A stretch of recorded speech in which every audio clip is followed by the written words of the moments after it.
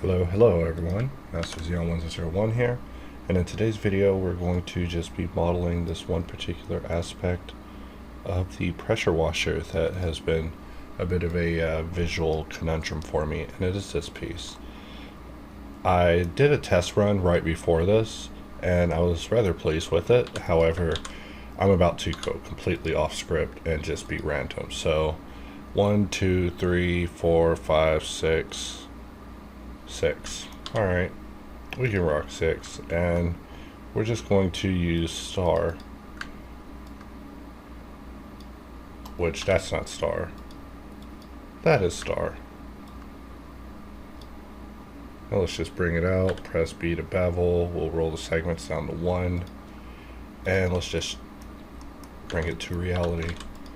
So I'm debating on if this part even needs us to bevel it, or if we should deal with this individually. In fact, for all of these, we could control click mark and then bevel it manually to get something like this. I mean, every time I've done this part, I've approached it differently, and now I'm approaching it differently again. So one of these attempts, I'm eventually going to get it right. But I look at a lot of these parts on this thing, and I'm like, what the heck shape is that? This thing's an undefined part. But let's try just scaling this in, seeing how that looks. Let's add a loop and attempt to scale that out. Maybe Control B, bevel it. I think what I'm doing is while I'm pressing Control B, I'm pressing N. Or is there a hotkey for hardened normals? H. H is what makes bevel sometimes act like it has normals going on with it, with the sharpening. But, you know, we're just really playing with shapes at this point, just trying to see what we can get going on. But like I said, this part is just a conundrum to me. Like every time I do it, I'm like, is this the shape? Is this the right shape? You know, I'm just full of doubt with it. So I figured we would just, you know, knock it out together, be doubtful together. So I'm just going to Shift D, duplicate it, you know, press H and hide it. And we'll just keep that level just as backup in case we make a serious mistake. So looking at the image, I see it as a little bit more of a fatty, so maybe something more like that. And you know, let's transition it to subdivision. So that means we need to mark these as sharp, and then when we go to subdivision, we'll get something like that. So first things first is we are going to need to slide some edges to be more congruent. So the usual rigmarole of GG, and then pressing E for even, F to flip in order to make them congruent with the areas we're sliding into. Also, never ever have edit mode display on, at least for me. I'm just a weirdo. If Blender ever added a pref for it, I would be the first to enable not having edit mode display on every time I add a subdivision modifier, because it's just such a mainstay at this point. But something like that, we're just stiffening it up a little bit more, and I still see that this is actually more wedged in the image than what we have. So let's press X and delete it. I'm going to try another route. You know, like I said, we're just freestyling here. You know, no path, still not a proper rehearsal, and this time I'm going to take advantage of subdivision. Sometimes I feel that I don't think about the subdivision solution, because subdivision will turn every line that's not reinforced into an arc. You know, you're probably saying, hey, that's basic, everybody knows that. If you did it, you know, welcome to the club of subdivision. But you know, you can just move some geometry real basic and you let subdivision handle it. Obviously we'll need to mark these in order to make it sharp, and then we'll need to mark these as sharp in order to have it very tight. And you know, let's get experimental with it. So I almost made a mistake there. But instead of doing what I was about to do, let's do something else instead of what I was about to do. We'll press K, and we're just going to cut here, adding an extra point. And then from here, we're just going to merge it last. And we could just mirror that to the other side, and let's see what we're looking at. And so at least now we have something a little closer to the image than what we were looking at before, where it's just really linear. However, we have a lot of subdivision going on here, so that's not entirely necessary. We could add a loop in the middle of it. Keep in mind that I'm using 2.93 at this time because of some changes that have happened with 3.0 that we'll be dealing with on the next update. But just wanted to be on the same footing as you guys, even though it's an issue that we already fixed internally. I'm just debating on if we should just do a hotfix for it now or deal with it on the next interval that we'll be meeting, which is actually going to be a event, especially for those who have been fans of Boxcutter since the 7.9 days. Some of the most exciting features for me are the return of the classic features, which is something that I call the classic arc internally, but is always something that is a topic of discussion. So eventually we'll be talking about it once again. But for now, we're partying with the D, sub D. It's not bad. I just received a message. We will, I guess, ignore it. It's the only way to go on. That's the secret to 3D efficiency. You gotta ignore messages, phone calls. You gotta just, it's spam anyways. If I had $1 for every time I answered and it was just, hey, we need to renew your warranty. I just had it with it. So let's press R, 4, 5, apply rotation, and let's not do that. I was about to make a mistake, but instead of making a mistake, let's grab this side and the other side, press J to place a point in the middle where we can basically choose to triangulate, and it didn't triangulate exactly as I wanted. I wanted every point to actually converge in the middle, so let's try selecting the entire face, almost. And I've just been having fun with Star Connect, which is one of the first things that Machine ever gave to us, just basically connects everything in a star. And so we could do the same thing with the bottom as well. Like Star Connect is just one of those things, I never talk about it, but you know, every now and then I need it. And when I need it, it's there. And when I pull it up, it works perfect every time. It does exactly what its name says. It just connects them in a star. So we're just going to split this off and let us add a radial array. And this is the part where everybody hates me, of course, because when it comes to these cylinders, I should probably start pre-planning like Batman and think about what I want them to have as far as segments, because we're having to do a whole bunch of modifications. Like right now I'm about to bisect mod split it and send that up to the top. So now if we look at our stack, we have a mirror, the radial array, which we don't even need the displacement. So we have basically the mirror, the radial array, a weld, sending it all to join together, and then subdivision. But if we press Alt V, if we look at the wireframe, it's actually very incorrect on the wireframe. So to get it right, I am going to slide this geometry back, and in order to slide it back, we need to see exactly what we're being given here. So I'm just going to slide it maybe a few sections at a time, just to keep things under control, because it's really easy to lose control of this. In fact, I'm actually trying to slide the opposite direction. I fell under the jinjitsu of this model. I'm sorry, I've been watching all this Naruto stuff. I'm not like into Naruto anymore. The curse has been broken. Like Naruto actually broke anime for me. Like I don't even watch anime anymore. But I've been just catching up on it because, you know, the Naruto news, you gotta know what's happening with him and Kurama. Make sure that Leaf Village is still around at least, you know. So let's Alt V and get out of our wireframe. And this is what we're looking at so far. And topologically, this is what we're looking at so far. So, you know, really basic. I don't know what's going on the other side, and I'm afraid to find out. But we are just going to Shift D like before and then hide it. And from here, let's just apply, apply, apply. And, you know, are you feeling lucky, punk? Just kidding. Do not do that last apply. That one would be nonsensical. But let's also make sure our geometries merge, and the fact that they're showing splits in all these areas means that it is not perfectly joined together. So maybe something like that, Shift tilde. We have no borders, so that means we can actually dissolve these points and begin moving on with our lives. So over on this side, I have tried to make this into a circle so many different times. In fact, I just keep grabbing it and just going under loop tools and hitting it with circle, and I know that that's wrong. You know, the poly police are gonna get me. You know, believe me, I know. Poly goblins, they're out there waiting you know.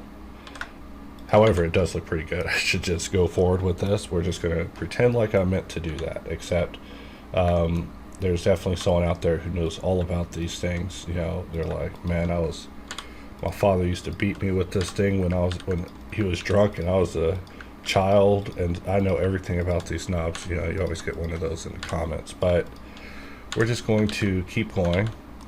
You know, shout out to the guy who has a very intimate relationship with this knob. Sorry about you being welted by it, but that also is life. You know, like polymodeling, you know, sometimes if you don't correct your geometry, you end up with lumps in the head. Otherwise, you end up with situations like that where you're being welted in the head with the actual literal part. I don't know. Maybe had a felt pressure washing career. You know, just thinking of a story here on the fly, but let's slide some of this geometry away because I do want to get a little more room out of this circle. This is one part that I feel is where I fell in the planning aspects of these things, but you know, if anything, these Topostudy videos are to just kind of show that I just roll with the punches, you know. Like in some of these videos, I ran into Python errors that required me change Blender versions, so you know, whether it's explained explicitly or not, you know, it's kind of important to have multiple versions on hand, especially so much stuff happening. You don't want to miss out, but you know, I also understand the stability of a project, but the average person I talk to is like, man, I've been working on this project for 10 years. Man, you ain't never gonna update, man. So we already have our bevel solid. Wait, that's not solid. Let's bevel, press P, set our profile to 1. With P, press A to go back to adjusting it, and we're good to go. You know, sometimes the regular bevel with low segments will make me think that it's been solid, and when it comes to this side, I'm somewhat apathetic to what goes here. But with the other side, we have to deal with threads and all this stuff, so you know, the big side is this side, and just looking at it, every time I look at this, I take away a little bit more from the image. However, this time I see this. It's not pretty, and I'm pretty sure this is actually a mistake, and I gotta stop deviating. I find these combinations that work, and then I hit record, and I'm like, you know what, guys, I gotta experiment. I'm sorry, it is funny, but also it's how I entertain myself. I gotta challenge myself even in these videos. So right now we're doing this all quad challenge. I don't know. There might be future ones depending on the event. However, the view counts are absolutely terrible and low. So I don't know. We will see. However, I do like low view counts, you know, not even complaining, you know. That's when I can start walling out, start talking about fun topics like Afghanistan. So we are going to remove all the sharp marking, so that way we're looking at this thing just raw D, sub D, D with the gang, you know, just you and me and the sub D. We're going to look at this from the side. I'm just going to draw a box, press Control X to jump over the knife. This is why Control X is a hotkey in Boxcutter for knife. I mean, you could change it with K, but then you have to take a hand off the mouse, and I need that hand on the mouse. And I don't know why this flow didn't go, but we're about to find out. Believe you me. Merge it last.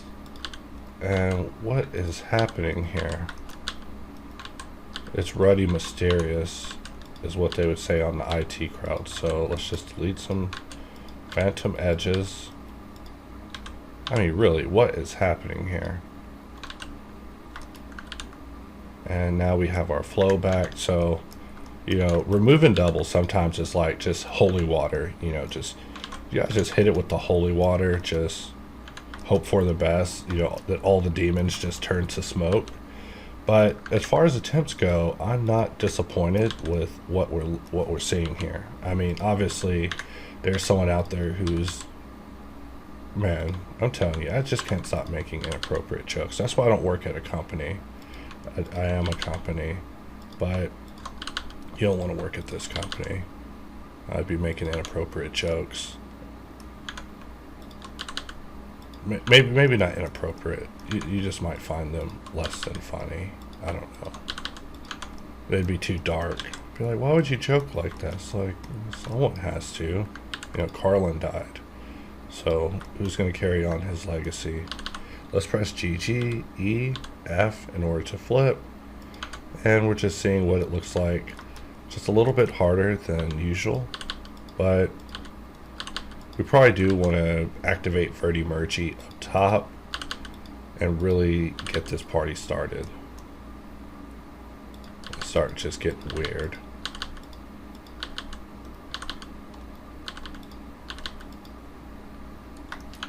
Alright, and we're just looking at that. Let's evaluate it without the wireframe. And, you know, according to this blurry image, I don't see it.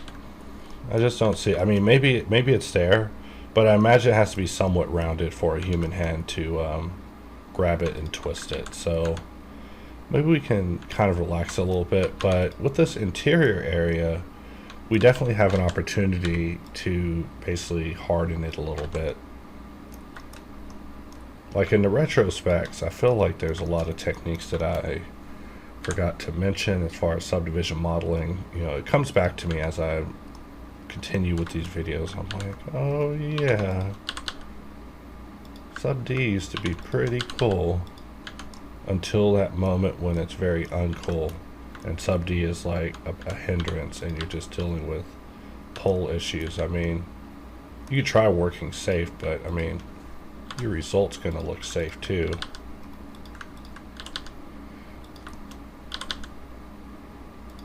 So let us bring these to a merge and just see what that looks like as far as our flow goes. And not the worst. You know, we'll bring it over to the other side, bring it over to that other side. Let's R4, 5. Let's try that again. We have our loop back where we want it. Let's press R6, 0. And now our flow is there. Let's apply the rotation. And we're gonna have to rebuild what we did in these center areas, just remirroring that. You know, that's part of the bane of working in the fashion that we are, but we're making it. And we can do the same to the bottom, just grab it, grow it out. If I was on a laptop, I would be definitely using some of the HardOps utilities that we have. But because I'm on my main computer, I have a numpad, and so life is good. But on my laptop, you know, all the best laptops don't have numpads, unfortunately. I don't know why, they're just doing them like that.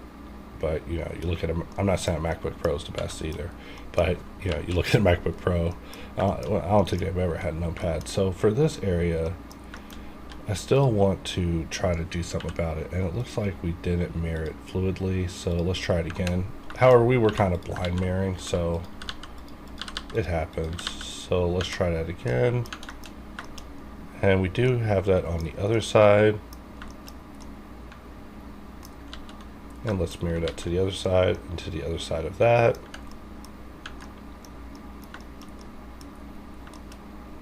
Alright, so really getting a little obsessive. Just as I look at the image, some parts become just a little bit sharper. Like for example, if we slid this to harden it up, what would that look like? You know, would that look more like the image? Maybe not, but it also does mess with our flow happening in this area. We probably shouldn't slide all of this geometry. We could probably undo just a little bit of this. Maybe something like that. And just looking at it, really analyzing our result. So pausing and looking at it for a minute, I also noticed that the reference image has a bit more of a taper. So just putting our loop back where we had it and really analyzing this, we probably want to grab this top piece and just scale it out so it's just a little bit wider. And for this loop, we could either dissolve it and re-add it, but just doing something like this should get it to be a little bit more accommodating. So now we have this as our shape, and then we could just scale this out just to try to nail that image a little bit closer. But like I said, it's such a strange shape. It's almost as difficult as the pressure washer handle itself, which I find to definitely have been a quite painful shape. I'm lucky to have survived it. But let us continue on and at least get to the next phase of this, for we are just wasting time, aren't we? So I'm going to select this area, P to separate it, and let's just remove subdivision and do the typical tread thing. So really this amount of it needs to be threaded. In the previous version that I attempted, I actually gave too many threads, and from what I see it only looks like it has like 4 threads. So I'm going to rip it. And I've received so much criticism that I've been making left-handed threads that I've been just changing up how I do threads. So now I'm actually bringing up the opposite side. And of course, what I do is I turn off proportional editing and turn on connected only, and then move it and start scrolling the wheel until we're just about to begin adjusting the front part. And then I stop. And then we just drop it. And then usually Verti Mergy will take it if I did a good job. And so whenever it comes to the next part, we'll just alt select all these threads because now they're mismatched, and we'll just bevel it but deselect the triangles that we created, and then also turn off proportional editing, and we could just alt S, push these in, and from here begin actually dealing with the wrap of these threads. So I've actually modeled so many threads now that I've just come up with this method for doing it based off of what I saw in Von Ling's thing, but also the criticism that I've received over the course of this and 14 nut attempts. So repetitive practice is just, I understand why most people wouldn't be into it, but you know, if you're a tough learner, then it's probably worth consideration, especially when it comes to the techniques that are being discussed here, because nothing that we're talking about it should be like advanced or out of the realm of user viability, because we're talking about vanilla techniques. We're just pressing J and just connecting points. I mean, this is what Blender was built to be used for. Not dismissing it or talking smack or anything, just saying. So we're going to take this one and extrude it up, and then SZ to flatten it on the Z. And we'll do the same with this one, E, Z, and then S and Z. And we can actually bring this loop up after deselecting certain loops, which is fine. We could just leave it and just bring it up till it's just underneath. And that allows us a little bit more leeway with this one. And the same thing goes for this one. We'll just bring it down along with this. So that way it's a very thin thread. So if we put a level of subdivision on it, this is kind of what we're looking at so far. So let's actually turn off subdivision display for edit mode, and we can just begin looking at ways we can mitigate some of this damage from bleeding out too much. So every time with these threads, I just get a little bit more experimental with the solution. I'm sure there's a perfect solution out there topologically, but every time I just experiment a little bit more with just sliding things and moving things around, and it just shows me a little bit more every time how much versatility is afforded in this process. But every time I just do it a little bit different, a little bit weirder, a little bit worse, because I mean, they're just threads. The thread police are going to get me. So coming out of local mode, this mesh is like, who the heck are you? So Shift S, origin to selection, and GZ, and we're just going to snap perfectly to this area, but we need to make sure that we're snapping to vertex. So now that we're there, we can press S and Z in order to scale down on the Z, just so we're nearly close enough, because I mean, in the end, we can just Control J join these, and at this point there's no more mirroring involved, really. I mean, there's probably some areas that I forgot, so it's a little inaccurate, but that is going to be life. So let's grab this and press Shift tilde, and we see that we actually need to meet these two, maybe something like that, and they're already joined together as shown. So now we basically have modeled this piece. So I'm sure that there's more efficiencies that can be had with this as far as making it even better, because I mean, I always consider these attempts somewhat primitive, because back in the day I feel that people were a little bit more topologically aggressive in debating their solutions for it. So there are alternative solutions that exist that are far more efficient out there than the ones that I'm just demonstrating. I'm just literally talking about a way.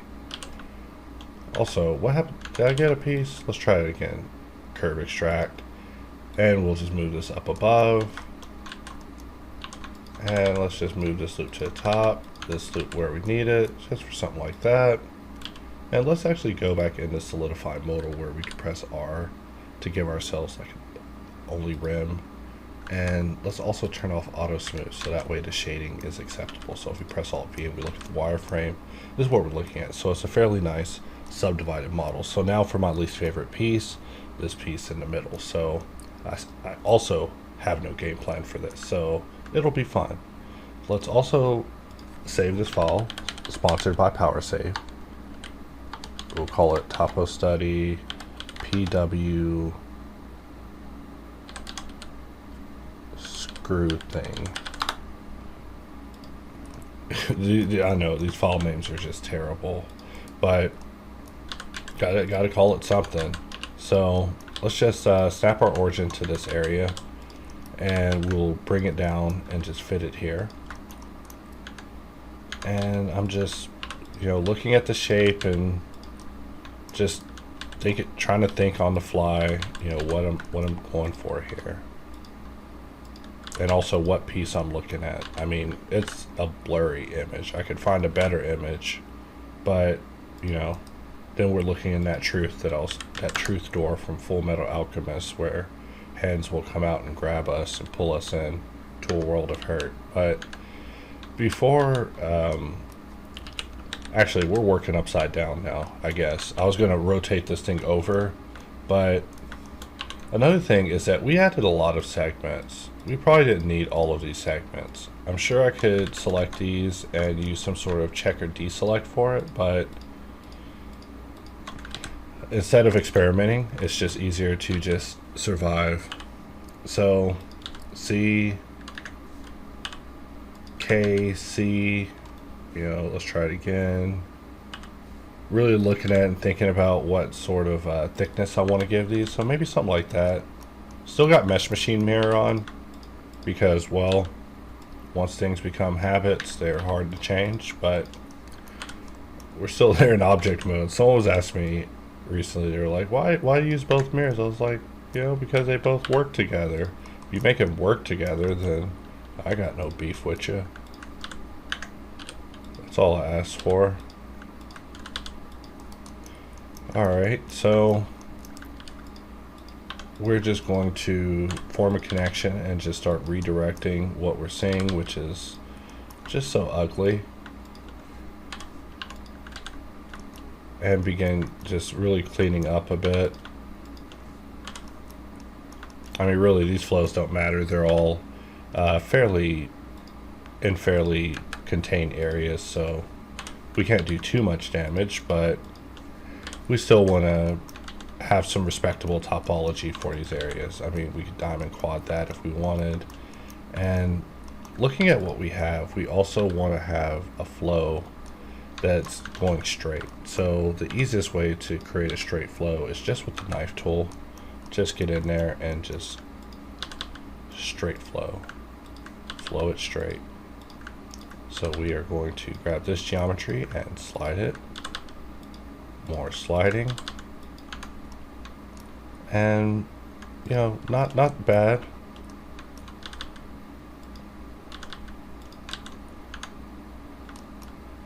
And maybe something like that. So let's press R4-5 to set our rotation, and then we'll apply rotation, and then from here we can just mirror it again to give us something like that. So from here together, let us just add sub D to this. And Boxcutter was previously having issues where when you added subdivision but you had dots, it would have issues, and that was something that was just a was a saga. I'm just so happy that that's no longer a thing because it was terrible. And you know, the whole time that was going on, we were trying all sorts of things to really get to the bottom of it. But you know, problems be elusive until they're solved, and then they're gone, and then they're history. You know, sometimes I think back on Boxcutter's history and I have a good laugh because, you know, there was a time when you drew shapes in view, they were farther away from the object than normal. And it was actually like that for the longest time. And I didn't like that, but it was just a fact of life. So when we finally did resolve it in these more recent updates, you know, it went pretty unnoticed, but it's a pretty big quality of life improvement, just having everything be so conformal no matter where you draw it. I mean, it causes some issues occasionally from time to time. You know, every time we attempt to make things smarter, the machine fights back, showing us that the machine is also smarter, or the machine will change the game or the name of the game, or you know, whatever. It's just really looking at this geometry hard, just thinking about how we should deal with it. We could give it something like this. And I've been listening to music as I'm working, and all it's doing is playing alarm music. This is literally the worst CD ever.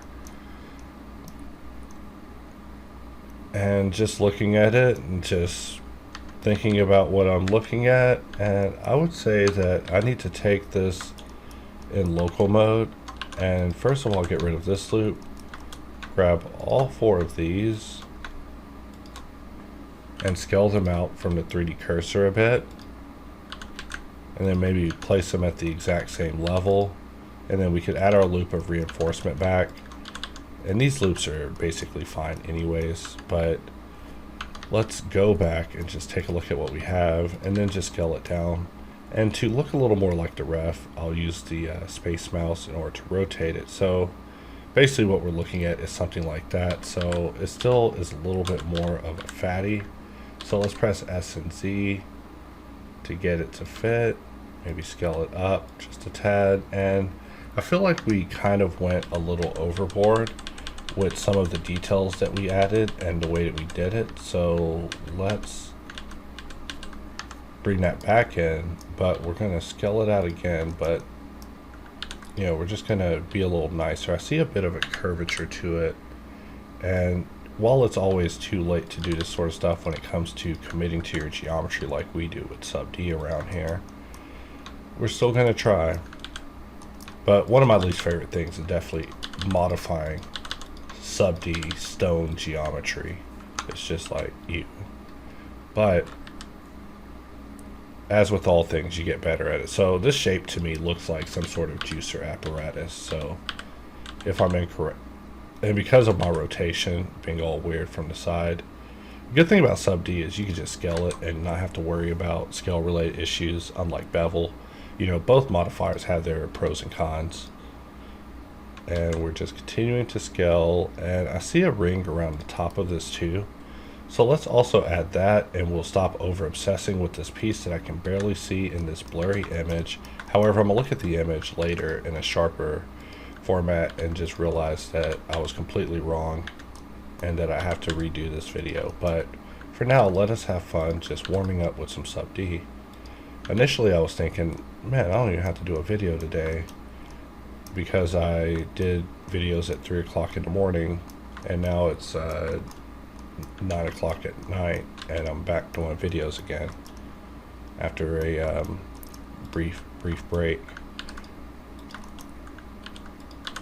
You know, I try to get some sleep, but I've also been playing a lot of Ghost of Tsushima. Game's real fun. So, you know, who knows what's going on the other side, but now we have at least accomplished a goal of modeling this piece, at least a kind of V1 version. Depending on how off I am, I might come back and revisit it. But if we press Alt V and we look at our wireframe, we are looking pretty good. However, this area is not looking pretty good, right? This area is like our deep dark secret. So let's Alt F, grid fill. Let's just roll these loops in a psychedelic. You know, I'm listening to some trance music, so rolling it like this is like really psychedelic. I'm not like on ayahuasca or anything, but just saying. It does match with the song. Like if you ever just listen to some trance and just, man, this is some 90s trance too, so it's like all repetitive.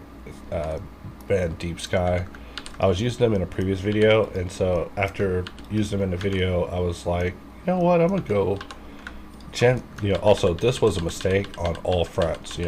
Just trying to make all of those quads just wasn't going to work. I could try to get in here and re-quadrify this entire area, but in the end, is it even worth it? No. I'm just being super obsessive. This series is about surviving subdivision, not adhering to the dogma of quadulation, which is a debate in and of itself. Not with me. You got to have that with yourself, but also with your artistic needs. Who's your art director? Watch out. Don't let big quad rule your life, especially if you're a jabroni. So really just looking at this, thinking about, is there anything else we can do for this? And no, this is a good opportunity for us to basically turn off the floor, turn off the 3D cursor, turn off the axes, so that way we have a very quiet 3D view. We could also turn off the origin for this, and then from here we can duplicate our view so we have a showcase view, and this will just basically be like our kind of mesh showcase where we can go in and just peruse the mesh, just looking at our result. Of course, we probably need to make this into a whole and connect it to the other side, in all honesty. So let's do that. Whatever it is, there's a hole in it. That's all I can tell you. I mean, I'm not trying to give you the secrets of big pressure washer, but I figured a pressure washer would have just been a fun model, and almost like a joke model, just doing all the parts that look difficult on it. But now that we've done all the difficult parts, or are about to be done with all the difficult parts, pretty much all we'll be left with is just all the nonsense. So I mean, in that case, we might as well finish, and then we say, hey guys, we made a pressure washer together, or whoever's watching. So this top area has a lower amount of vertices than the other, so let's press E, Z, E, Z. I mean, not the prettiest, but from here it's at least a little more understandable to bridge these loops. Let's press Alt J and just raise our face angle to something a little more reasonable, so we get something like that. So improper planning has resulted in me having a bit of a loop differential, but that is how I would work my way through it when it came to making a connection. However, we see that that sort of mitigation isn't going to work for us. We have to do more. So what do we do? Because it's the lack of geometry that causes this to lose its volume compared to its lower counterpart, which also causes more shrinkage. So in the grand scheme of things, this thing is actually covering it. And what are we talking about? We should probably add some sort of cylinder on this piece and just wrap this thing up, because otherwise we will be here all day, won't we? That's just what Big Quad wants. Big Quad wants me to be here all day singing the glories of Big Quad. But Lil Ngon has something to say too. Don't use me. No, I'm kidding, but don't subdivide me is what Lil Ngon has to say. So from here, we are at least at a stopping point. I mean, really, we're not going to be getting, in comparison with this whole dang pressure washer, no one's going to be getting it and looking at this ring. But we probably could have planned it more efficiently, where our bottom and tops were easier to connect. But because of topological differences, we ended up with a differing amount of points whenever it came to this area of convergence. So even now, I'm still over explaining it, but that's just the type of guy I am. So let us now take this time to peruse our part.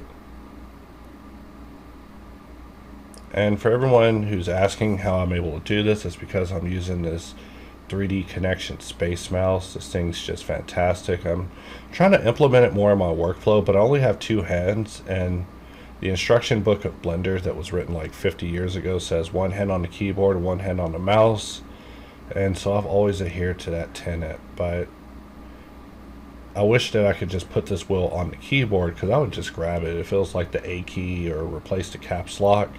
You know, I would just make a special keyboard that had one of these wheels there, because I don't even use the hotkeys on it. All I do is just grab the wheel and just rotate it like you see me doing and talking about the shape. But with that, we can at least wrap this video for now, and I thank everyone for watching, and I'll see you guys next time.